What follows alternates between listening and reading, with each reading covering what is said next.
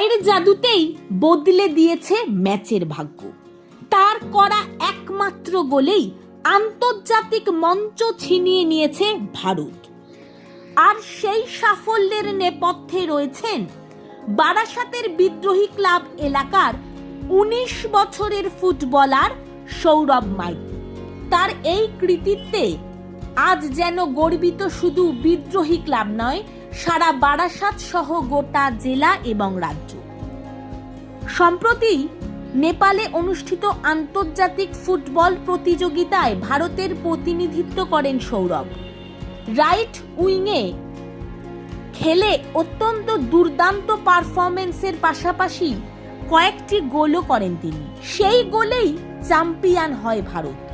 দেশের হয়ে খেলে মেডেল জিতে ফিরেছেন এই তরুণ ফুটবলার। কোন সংগ্রামও কিন্তু কম অনুপ্রেরণামূলক নয় সৌরভের। ছোটবেলা থেকেই বাবা মৃণাল মাইতি পরিবার ছেড়ে চলে যান। এরপর থেকেই কঠিন লড়াই শুরু। মা সোমা মাইতি দোকানে কাজ করে সংসার চালান। দাদু দিদার কাছেই বড় হয়ে ওঠা সৌরভের।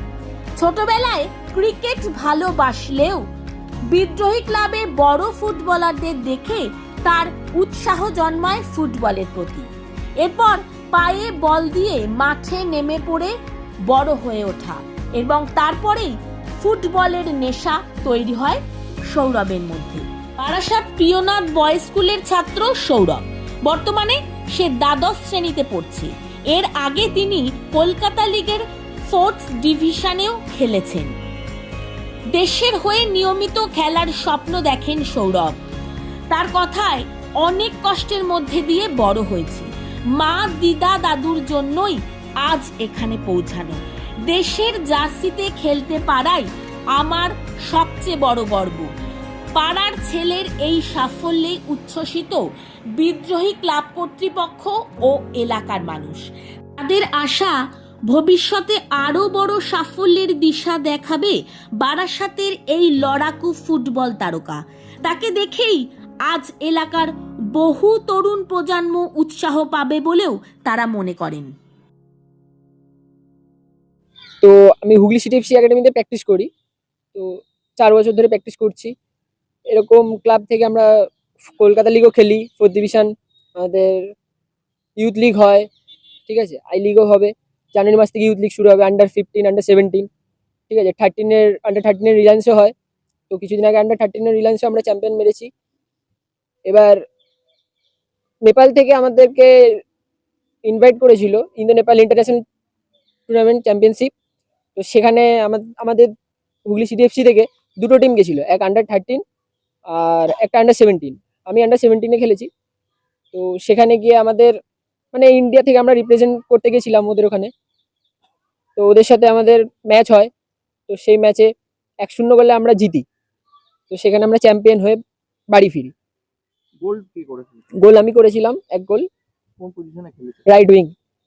মানে এই যে খেলা, তোমার আইডল কে? মানে আগামী দিনে আমার যদি বলো আইডল কে, তো ক্রিস্টিয়ানো রোনাল্ডো। আর ভারতের যদি কেউ আইডল হয়ে থাকে তো সুনীল ছেত্রী। আগামী দিনে দেশের হয়ে খেলার ইচ্ছা আছে? অবশ্যই দেশের হয়ে খেলার ইচ্ছা আছে, ফুটবল প্লেয়ারও হওয়ার ইচ্ছা আছে, নাম করার ইচ্ছা আছে। যে ফুটবল খেলার চিন্তা ভাবনাটা মাথায় আসলো কেন?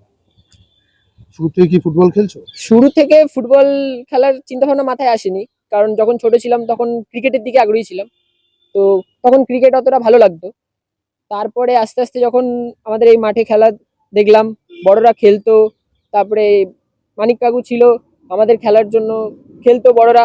তো তাদেরকে দেখে আমি মাঠে নামলাম, মাঠে নেমে ইন্সপায়ার হলাম, ফুটবল খেলা শিখলাম। সেই থেকেই খেলা শুরু। পরিবারে কি আছে? পরিবারে এখন আমি থাকি দাদু দিদার কাছে। আমার দাদু দিদা, মাসি মেশো, আমার একটা ছোট বোন আছে, মাও আছে, বাবা থাকে না। আগামী দিনে তাহলে কোথায় দেখতে পাবো আমরা তোমাকে? আশা আছে যদি আমি খেলাটাকে ধরে রাখি বা যদি আমি হাল না ছাড়ি, তাহলে আগামী দিনে হয়তো কোনো ক্লাবেও খেলতে পারি, মোহনবাগান, ইস্ট বেঙ্গল, মোহামেডান যা হোক, বা ইন্ডিয়ার হয়েও খেলতে পারি যদি আমি হাল না ছাড়ি। তোমার নাম? আমার নাম সৌরভ মাইতি। বয়স? বয়স 19। বাড়ি? বাড়ি এই এখানেই, বিদ্রোহী মাঠ। দাদু হিসেবে আমার তো গর্বে বুক ফেটে যাচ্ছে আর কি।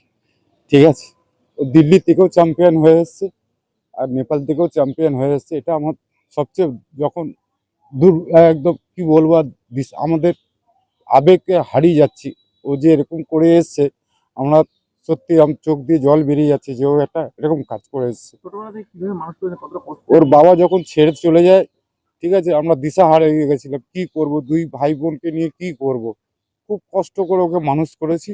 এবং এই জায়গায় বিদ্রোহীতে যখন আমরা এসে এই বাড়িতে ছিলাম, তখন এই মানিকদা আমাদেরকে হেল্প করে এবং ওকেও হেল্প করে, এই ক্লাব থেকেও হেল্প করে সবাই। হ্যাঁ, আস এইখান থেকেই ও এখন স্বপ্ন দেখে এত বড় জায়গায় পৌঁছেছে আর কি।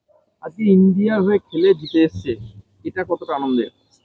বললাম তো, চোখ দিয়ে দুভর জল বেরিয়ে যাচ্ছে। ওই যে এর চেয়ে ভালো আনন্দ আর কিছু নেই আর কি।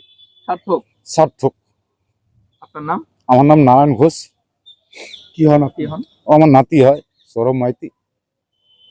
মানে ক্লাবের না, ক্লাবের তরফ থেকে তো অবশ্যই ওকে আমরা অভিনন্দন জানাই এবং আমরা গর্বিত যে বিদ্রোহী ক্লাবের মাঠে ও ক্রিকেটটাই বেশি খেলতো। ছোটবেলায় ও যখন ছোট আমরা খেলতাম মাঠে, আমাদের সঙ্গে এসে বল টল মারতে টারতো দেখে আমাদের মনে হতো খেলতে পারবে। তখন থেকে আমরা দায়িত্ব নিয়ে ওকে ফুটবলে ঢোকাই। ওর মোটামুটি ওর বাবা ওর কাছে থাকে না, ওর দাদু দিদার কাছেই মানুষ। আর আমরা বিদ্রোহী ক্লাবের তরফ থেকে ওকে উম, যত রকম চেষ্টা করার করে ওকে ফুটবলার বানানোর ইচ্ছা আমাদের, সেটা আমরা আজকে সার্থক হয়েছি। আগামী দিনেও ওর পাশে আমরা আছি, থাকবো। ওর যতদূর মানে ওর জন্য যতদূর যেতে হয় আমরা যাব। আমরা বিদ্রোহী ক্লাবের তরফ থেকে করবই। আজকে দেশের মুখ উজ্জ্বল করলো পাড়ার ছেলে, এইটা হ্যাঁ। কতটা আনন্দের? এইটা আনন্দের মানে এটা তো গর্বিত আমরা। আমার বিদ্রোহী ক্লাবের ছেলে, কালিকাপুরের ছেলে, আমার পাড়ার ছেলে আজকে দেশের হয়ে প্রতিনিধিত্ব করে চ্যাম্পিয়ন হয়ে এসছে এবং ও নিজে গোল করেছে। এটাই আমাদের সব থেকে আনন্দ। আগামী দিনে ওকে কোথায় দেখতে চান? আগামী দিনে আমরা চাই ও ইন্ডিয়ার হয়ে খেলুক। ক্লাব তো খেলবেই, ইন্ডিয়ার হয়ে খেলুক, এইটাই আমরা চাই। তার জন্য বিদ্রোহী ক্লাবের যতটা দরকার ওর জন্য আমরা করব। ওকে দেখি কি আরো নতুন প্রজন্ম? অবশ্যই অবশ্যই আমাদের মাঠে আরো নতুন প্রজন্ম আশা করছি আরো হবে। ওর মাধ্যমেই আরো প্লেয়াররা যাতে আসে সেটা চেষ্টা করব আমরা। আপনার নামে কি পদে? আমার নাম মানিক দত্ত, আমি বিদ্রোহী ক্লাব সম্পাদক।